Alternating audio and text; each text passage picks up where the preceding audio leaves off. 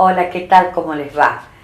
Un placer de poder verlos, no verlos, ustedes me puedan ver a mí nuevamente. Yo he estado con un problema muy grande en la garganta, lo cual usted siente que mi voz todavía no es la misma y me cuesta muchísimo porque ha sido muy doloroso el proceso que he tenido. Pero bueno, había que salir adelante, esto duró más de 10 días, mucho más, y aquí estamos con medicamentos todavía y tratando de cubrirla siempre para protegerla. Pero bueno, en el mes del corazón estamos hoy con un invitado que va a hablar sobre un tema especial, que no especial, sino que tiene que ver con el corazón, sobre la cardiología, con el doctor Félix Albano, que pertenece al staff del ITEC. Así que enseguida con el doctor Albano y con ustedes como siempre. Gracias.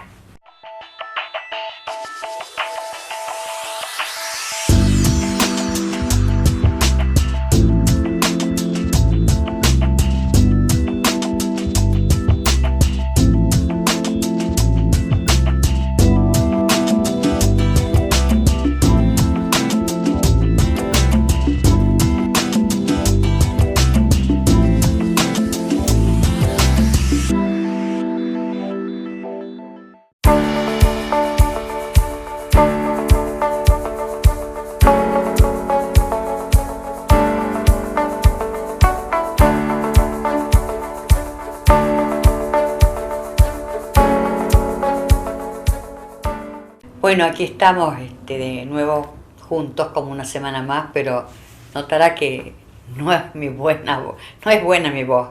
He estado bastante complicada con mi garganta, así que algo de voz tengo, pero no podíamos dejar de seguir con el mes mundial del corazón, sobre todo con cardiología, que es todo un acontecimiento, y quién mejor para ello y para homenajear este mes tan importante para los que estamos siempre en esta tarea de comunicación, que los especialistas en cardiología. Hoy nos visita el doctor Félix Albano, que es especialista en electrofisiología cardíaca. Usted ya sabe, como yo le digo, la electricidad del corazón, y que pertenece al staff de ITEC. Así que le doy la bienvenida al doctor Albano y enseguida con ustedes. Félix, bienvenido, gracias por estar hoy acá en el mes del corazón. Bueno, muchas gracias María Inés por invitarme, y en este mes tan importante, en septiembre, mes del corazón, mes de algunas patologías muy frecuentes también dentro del corazón, así que desde ya muy agradecido por la invitación y para tratar de llegar, digamos, en este mes y sobre el corazón puntualmente a toda la audiencia. Seguramente, que es lo que todos necesitamos escuchar, sentir un poco que uno se siente acompañado, porque hay tanta gente con tantas problemáticas de salud, de distintas índoles. Bueno, una tontera como puedo tener yo, pero hay gente que tiene cosas más profundas, que afectan más, y eso también lo afectan a nuestro querido corazón. Sí, es muy cierto, el organismo es un todo, el organismo tiene una interacción con el ambiente, y bueno, nosotros estamos siempre en contacto con personas, con situaciones, y eso genera cambios en nuestro organismo. Yo diría que es prehistórico el tema de las situaciones del hombre hacia las diferentes amenazas que existen. Sí. En la prehistoria el hombre sentía una amenaza ante un animal salvaje, ante una situación que le producía, digamos, una situación de estrés, digamos. Y se defendía con fuego. Y el organismo en sí se preparaba para ello. ¿Y cómo se preparaba el organismo? Había una descarga en lo que nosotros conocemos los médicos como el sistema nervioso autónomo, el principal, que es el sistema nervioso simpático, que es el que prepara al organismo en sí para afrontar estas cosas que tiene. En la prehistoria, ante un animal salvaje, lo que producía era una mayor frecuencia cardíaca, el aumento de la presión arterial, la vasodilatación, la preparación para la huida o la pelea. Desde esos tiempos hasta ahora no ha cambiado mucho. Lo que sí pasó es que esas amenazas ya no son los animales salvajes, pero son las situaciones que uno vive normalmente. Y el organismo se encuentra invadido y amenazado constantemente. cuando supera un cierto límite, un cierto lugar, empieza a tener reacciones orgánicas a esas amenazas crónicas. Y eso es lo que nosotros decimos estrés, o disestrés. Cuando uno es amenazado se prepara, pero si uno es amenazado constantemente ante diferentes situaciones, empieza a tener o empieza a aparecer los síntomas que le decimos, lo que nosotros vemos, lo que nosotros sentimos en ese tipo de situaciones. Y bueno, son síntomas generales. El organismo a nivel, como vos me decís, a nivel de la garganta, te produce broncoespasmo, a nivel respiratorio también. Esa descarga adrenérgica grande aumenta las presiones arteriales, eso te hace propenso a tener aumentos de las consecuencias de la presión arterial alta, aumento de la frecuencia cardíaca, aumento de arritmias que pueden llegar a tener, y todo eso genera cambios orgánicos en el organismo. Y ese es el estrés, el disestrés, lo que nosotros tenemos. Es por ello que en estas situaciones no solamente son los cambios orgánicos, sino también a nivel neurológicos, puede aparecer accidentes cerebrovasculares, Sí, infartos, los ACV, los infartos producidos por la hipertensión, el vasoespasmo, el tener, digamos, algo genético con predisposición, y ya empiezan a aparecer esos síntomas. Bueno, de hecho, el infarto y el ACV aumentan en este tipo de situaciones. En la medicina todo se registra, todo se evalúa, todo se mide, y se ha medido, por ejemplo, en nuestra situación, en nuestro país, en el año 2001, y hubo un aumento de los infartos, hubo un aumento de los accidentes cerebrovasculares.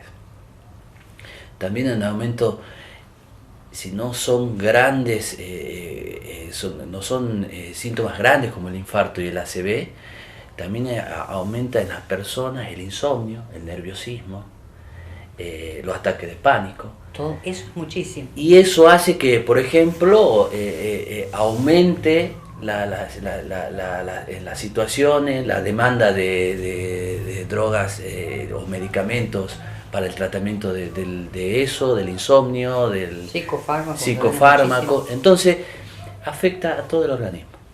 Afecta a nivel respiratorio, como te dije, afecta a nivel de infarto, ACV, insomnio. A nivel de estómago, de todo. Entonces, en definitiva, cuando uno se siente amenazado constantemente, no por un animal, pero sino por situaciones en el ambiente, situaciones sociales que tiene, exógenas, ¿no? Aún. Exógenas todas empiezan a tener esas cosas. Y bueno, ahí está la importancia de lo que a mí me toca, la fibrilación auricular, por ejemplo, el aumento de las cantidades de arritmia, la sobrecarga. ¿Tenés más? ¿Hay más? Por supuesto.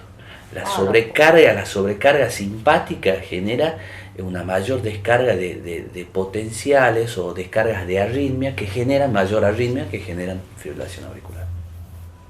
Todo un tema, doctor, la Sí. verdad, todo un tema, y que tanta gente hoy en día, porque, bueno, no sé por qué vivimos como, yo el otro día hablaba así en familia, decíamos, había una película, justamente estábamos comentando, así como uno comenta en familia, el año que vivimos en peligro. ¿Te viste esa película? Sí. ¿Te acordás esa película? El año que vivimos en peligro. Y algunos de mis hijos, que son todos grandes, padres de familia y demás, decía, realmente, ¿por qué nos sentimos un poco así? Un poco, lógicamente, hay muchas situaciones pero yo creo que quizás no son tan graves como las que la gente de por sí las hace. A veces los medios de difusión nosotros somos una esponja, Félix, de recibir toda esta carga negativa que a nivel televisivo, a nivel escrito o lo que sea, recibís todos los días. Claro. Justamente. Tiene muchísima responsabilidad en eso. Sí, justamente es lo que nosotros como ser humano estamos en contacto, en relación con todo eso, y no somos personas que no pueden estar teniendo emociones o teniendo responsabilidades o el quehacer diario que hace uno, siempre recibe esas cosas. Y bueno, son como amenazas, son como pruebas que se le ponen hablando del organismo, hablando de uno, son desafíos que uno tiene. Cuando uno claudica en superar ese desafío, empiezan a aparecer las enfermedades. Entonces, hay que aprovechar estas situaciones para aunar los controles, tenés que controlar mejor los factores de riesgo, el tabaquismo, la hipertensión, la dislipemia, hay que hacer los chequeos más seguido, hay que estar en contacto con el médico, hay que tener un conocimiento cabal del organismo de uno, porque a veces uno vive una vida y es típico, nunca me hice un control, vengo a hacerme un chequeo y algo genera ese chequeo. Puede ser una situación, puede ser un dolorimiento, puede ser algo que sea la primera consulta. Uno recomienda que ante estas situaciones y en determinado grupo etario tiene que acercarse más al médico y más ahora. Con eso se podría pesquisar algunas patologías que se encuentran preexistencia pero no están mudas, no dan el síntoma. Ahora te hago una pregunta antes de hacer una pausa en este primer bloque, Félix. ¿Viste más pacientes a tu consulta con lo que es tu especialidad, con la preocupación de ya sea de una taquicardia o de una arritmia? ¿Viste más? Sí, la arritmia, nosotros por definición, histórica la definición, tiene que tener una triada. Ajá. Que significa que tiene un terreno susceptible de generar una arritmia, moduladores que hagan que esa arritmia se mantenga en el tiempo y los gatillos. Los gatillos no son otra cosa de lo que estamos hablando, el sistema nervioso simpático. La ansiedad, la angustia, quizá el exceso de café, la hipertensión, genera para que ese terreno donde se genere la arritmia aparezca. Por supuesto. Ahora aparecen mucho más arritmias, mucha más fibrilación auricular en personas que tienen terreno para generar la arritmia auricular. Mucho más cuando estamos en el mes del corazón y estamos en el mes de la fibrilación auricular, patología todo un tema epidémica y endémica. Bueno, hacemos una breve pausa y seguimos con el tema que el doctor va a abordar en el segundo bloque. Gracias como siempre.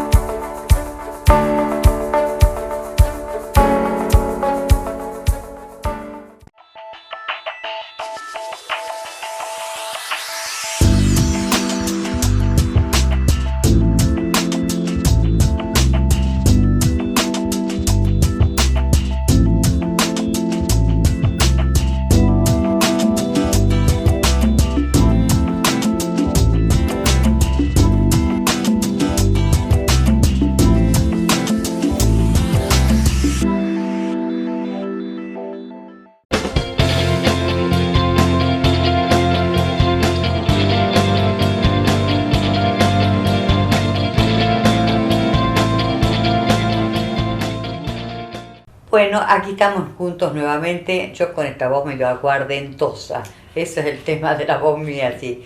El doctor Félix Albano va a tocar un tema muy especial que es es su especialidad y se está festejando el año o el mes. El mes de septiembre, el mes de la fibrilación auricular. Y justo con el mes mundial del corazón, coincide. Exactamente. Félix, hablemos un poco de eso, por favor, a la audiencia. La fibrilación auricular es una patología muy frecuente en nuestro tiempo. Ha aumentado en comparación con los tiempos anteriores y aumenta con la edad. Nosotros tenemos que la fibrilación auricular tiene una frecuencia del 40, del 50%, una vez que empieza a aumentar la edad, pasa los 60 años, es más, se dice que entre el 65 y 80 años, casi el 60 al 70% presenta fibrilación auricular en algún momento.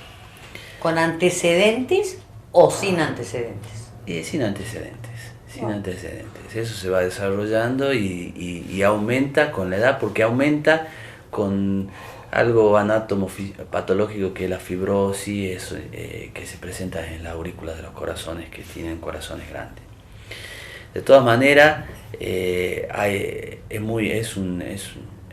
tiene una incidencia y una prevalencia muy alta. Es muy importante porque el tener fibrilación auricular aumenta 5 veces la posibilidad de tener un accidente cerebrovascular. ¿Cuál es en sí el otro problema? Es que de 1 de cada 3 pacientes no sienten nada. Entonces hay que pesquisarla, hay que buscarla.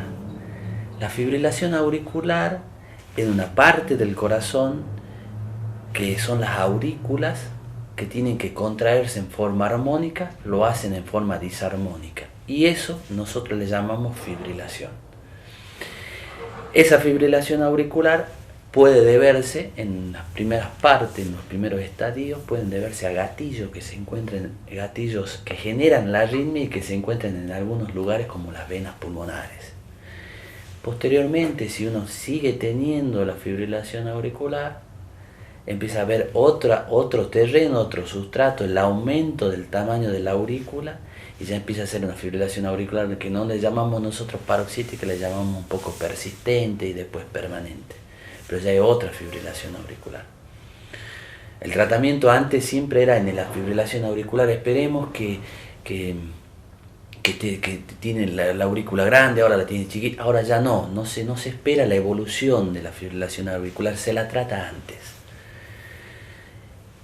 El tratamiento en sí, y es por lo que le decía antes, se hace el tratamiento de la fibrilación auricular y de complicación de la fibrilación auricular. El tener fibrilación auricular, según el riesgo que es personal, puede aumentar 5 veces la aparición de ACV.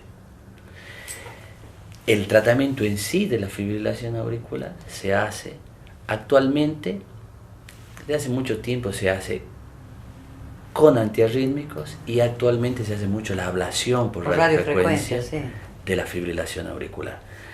Antes...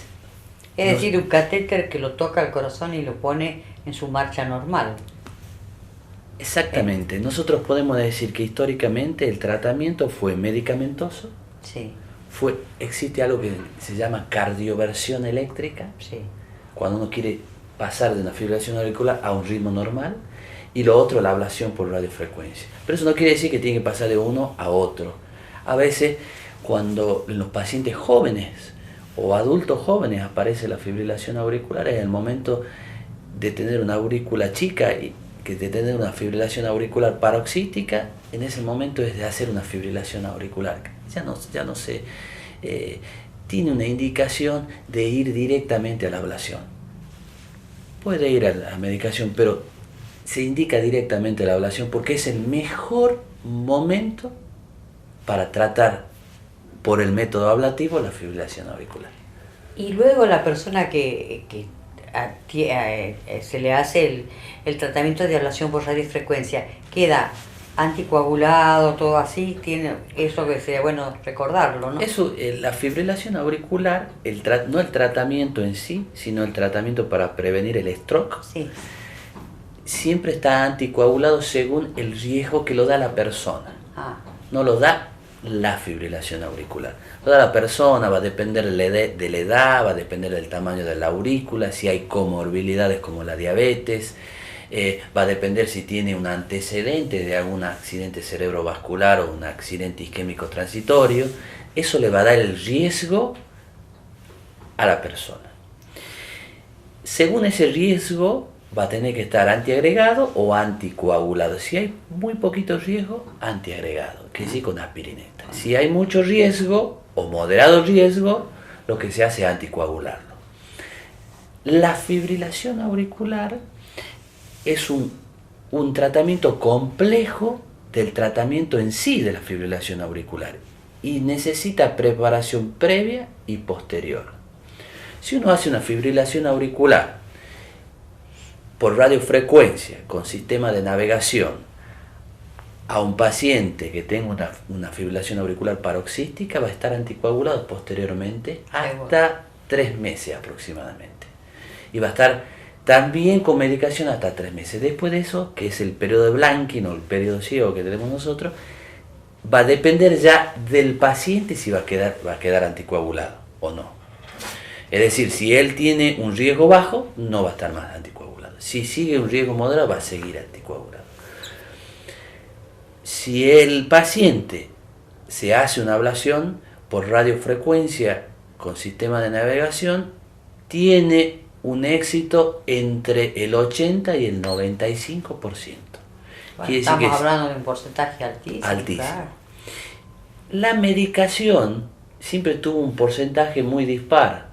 Siempre tuvo un porcentaje de un 6, un 7, un 8% o un 40%. Pero nunca llegó a estos valores. La ablación de la fibrilación auricular se empezó a desarrollar hace ya más de 10, 15 años. Y actualmente existe ya un método muy reconocido que es por radiofrecuencia, y también existe ahora la crioablación. Sí, la crioablación. Que últimamente empezó a hacerse crioablación. Pero ya uno tiene un método, una herramienta, digamos ya durante mucho tiempo ya probada para realizar ese tipo de cosas. Bueno. La fibrilación auricular hay que pesquisarla. Le dije que 1 de cada 3 son asintomáticos. Hay que pesquisarla, hay que buscarla, a veces cuando uno no siente nada puede estar teniendo fibrilación auricular. Siempre un chequeo, siempre una determinada edad, y cuando más grande sea, siempre el chequeo, el buscar el cardiólogo, el hacerse algunos métodos no invasivos. ¿Hay algún síntoma que bueno, una persona que puede estar feliz sin nada de golpe, hay algún síntoma que yo conozco, bueno, gente que sí lo ha sentido de golpe, así, un corazón que galopaba, digamos, más o menos, ¿no? Exacto. Hay una sintomatología de ese estilo, pero hay algo que indique que tiene que recurrir inmediatamente a la consulta, al instituto o algo. Por supuesto.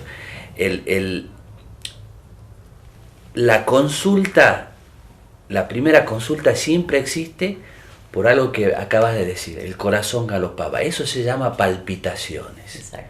El sentir que el corazón galopa, el sentir que el corazón se contrae y de forma sostenida, lo que uno tiene que hacer es consultar.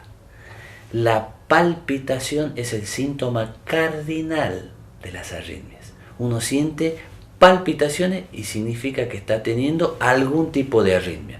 La menos son las fisiológicas, pero si uno empieza a sentir palpitaciones seguidas, frecuentes, es muy probable que no sea tan fisiológica, sino que hay algo que está dando vuelta. Bueno, eso es importante porque lo tengan en cuenta la audiencia que escucha esto desde hace muchos años que vengo haciendo esto y que siempre hemos hecho este tipo de cosas. Y yo me acuerdo que la primera vez que hace de los largos 17 años que hice electrofisiología cardíaca, yo para que la gente, digamos, lo haga en una palabra más sencilla, dije la electricidad del corazón. Prendió tanto que a mí hasta el día de hoy me dicen a veces cuando me encuentran, señora, me acuerdo de su electricidad del corazón, me acuerdo. Así que bueno, era para que usted, señor, lo entienda, y realmente es motivo que tengo yo que sea claro.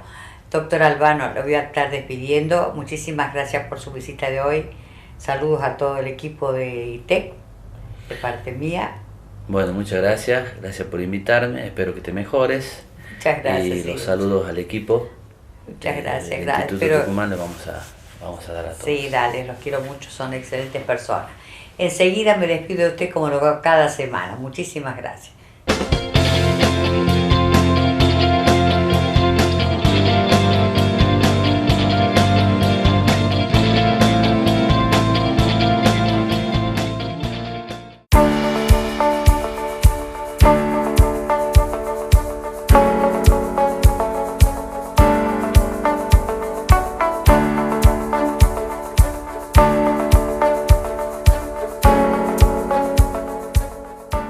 Bueno, acá me despido una vez más, una semana más, como siempre, vestida por los plátanos, con estos kimonos que son primavera-verano, el boom de este año, y un pañuelito que siempre queda bien en el cuello, ya que lo lleve en la cartera o en la muñeca, lo que sea, pero un pañuelito es un touch que le da un equipo este conjunto que yo tengo puesto hoy acá, de Los Plátanos. Peinada por Canepa Peluquería, como siempre, y agradeciéndole a quien trabaja conmigo desde hace tantos años, el señor Alejandro Jiménez, que estamos juntos desde hace muchos años y tratando de hacer cada semana, en la medida de lo posible, los temas que a usted le interese y traer a la gente que realmente puede a usted servirle de ayuda para conocer y tener mejor calidad de vida. Gracias. Nos estamos viendo.